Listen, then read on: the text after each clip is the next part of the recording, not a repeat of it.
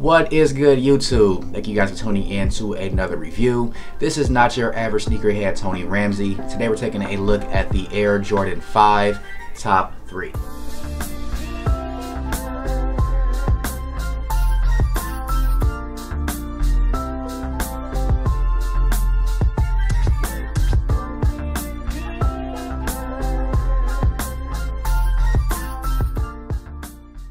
Now, before we jump into the review, if you are not yet subscribed, please do so by clicking the button down below. We are currently doing a giveaway that's going to be running over the next week or so. And to be entered into the giveaway, all you have to do is 1, subscribe to the channel, 2, like this video. Also, you want to comment done on my last video. I will go ahead and leave a card to that up below and also link that video in the description for this video. Now we got those details out of the way, let's go ahead and jump into the review. Now, the Air Jordan 5 Top 3 released on Saturday, January 20th.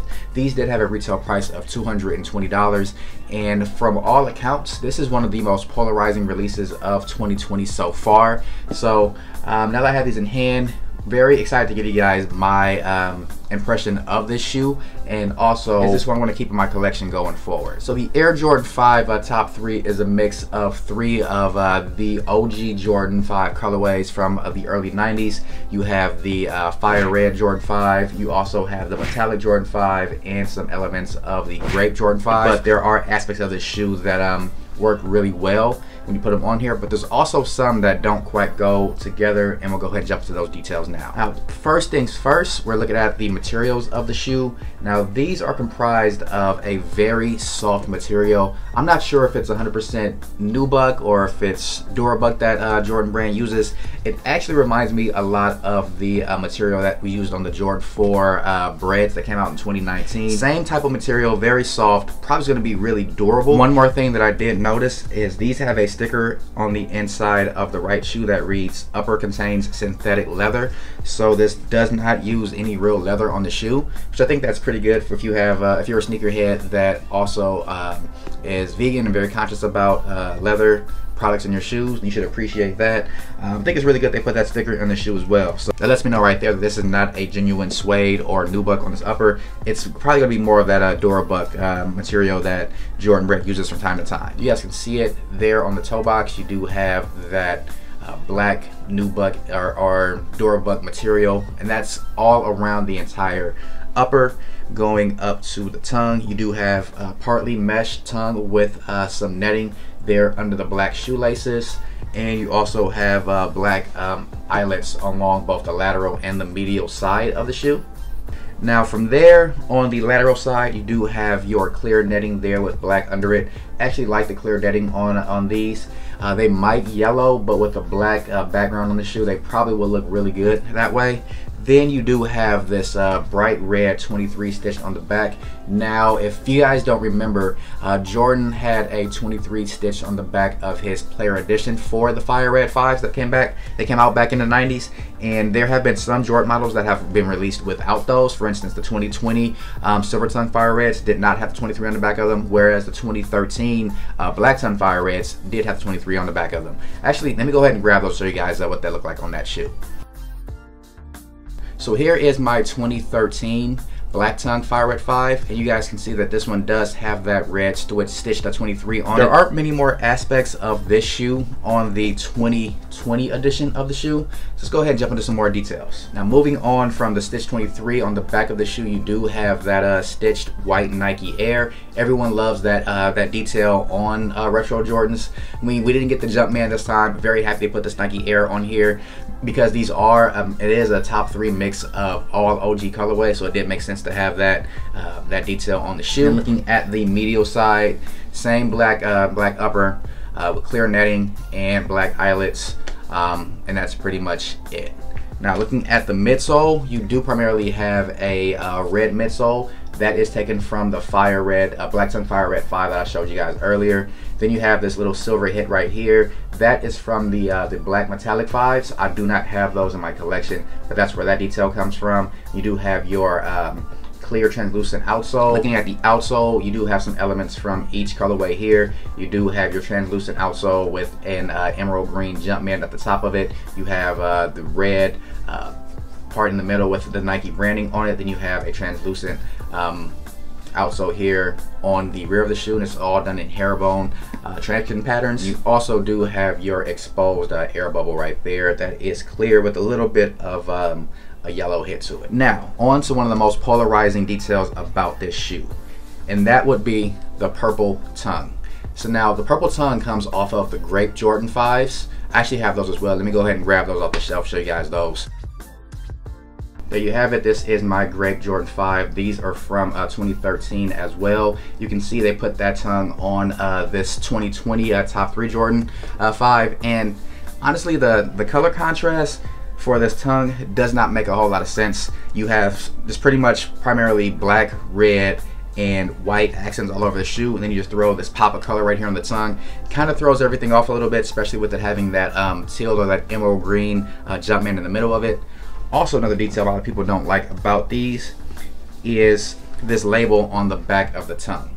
So usually on the back of Jordan 5s you do have Air Jordan upside down here, but on this one they give you pretty much a cheat sheet of what models they included on this top 3 edition. So you see at the top fire red, middle metallic, bottom grape, and I thought the detail was like a little bit cheesy. I wasn't a big fan of it, but it's something that you'll probably never see, so not that big of a deal. Also, you have your clear lace lock holder with a black lace lock in the middle of it, and the black lace lock does have Nike branding on the lace lock, also with a Jumpman on it as well. If we take a look at the insole, you do have a black insole with Nike Air branding on the insole, and these insoles, they can come out, but they're glued down a little bit, so I wouldn't go about yanking these out just to show you guys details. I just left it in the shoe, leave it pretty much as clean as possible. Now let's take a look at the box. So you do have a their standard Jordan 5 box, black top there, red Jumpman on the top, with cement print all around the box. Sizing tag side, you do have Nike Air there on the corner. I picked these up from Foot Locker. You also have your size tag there, and the official colorway for this shoe is black, new emerald, and fire red. So pretty much the primary colors of black metallics, the grapes, and the fire red black tongues. I got these in a size 8, as I mentioned, at a retail price of $200. In terms of sizing, I typically go down a half size in Jordan 5s because they fit a little bit big and bulky. So I go down to a size 8 in Jordan 5s. My true size is an 8.5, but I also have very narrow feet, so I don't have any issues sizing down. I would say you should be safe going true to size of Jordan 5s if you have a normal to a wider width foot. But if you have a really narrow foot, you can go down half a size, won't have any issues with sizing. But I would also recommend just trying these on if you can. If you can't try on this model, I would try on any Jordan 5. These pretty much fit the exact same as every other Jordan 5 to me. Now in terms of quality, I have both my left and right shoe out of the box here, and honestly, I don't see too many blemishes, too many errors on the shoe. So it looks like the craftsmanship of these might be actually pretty good.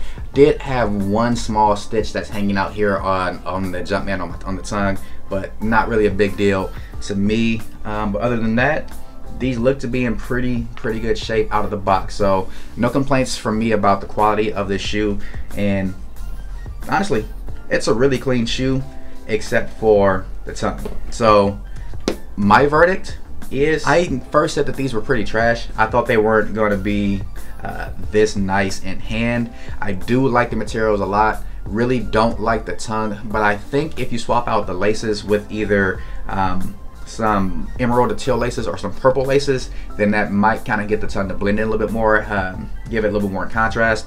But as is, it's an okay. If I had to get these a number rating out of 10, I'd give these a 7 out of 10.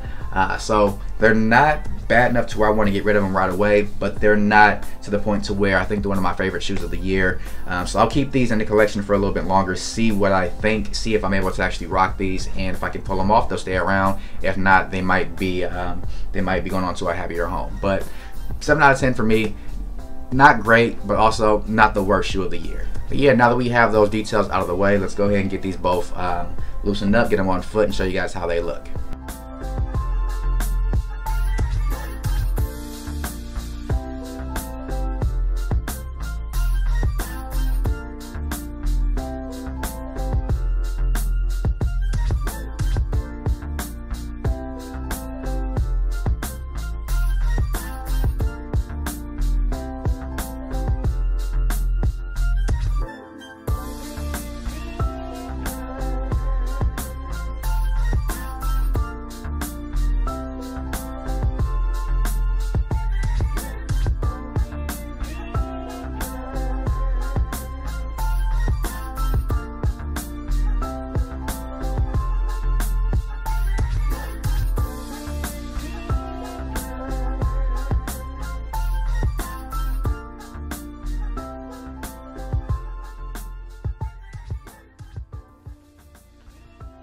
Well, there you have it. That's going to do it for my review of the Air Jordan 5 top 3. Let me know what you guys think down in the comment section below. As I mentioned, not my favorite shoe of the year, but also not the worst shoe of the year by any means. Materials on these are actually pretty nice. They're very soft.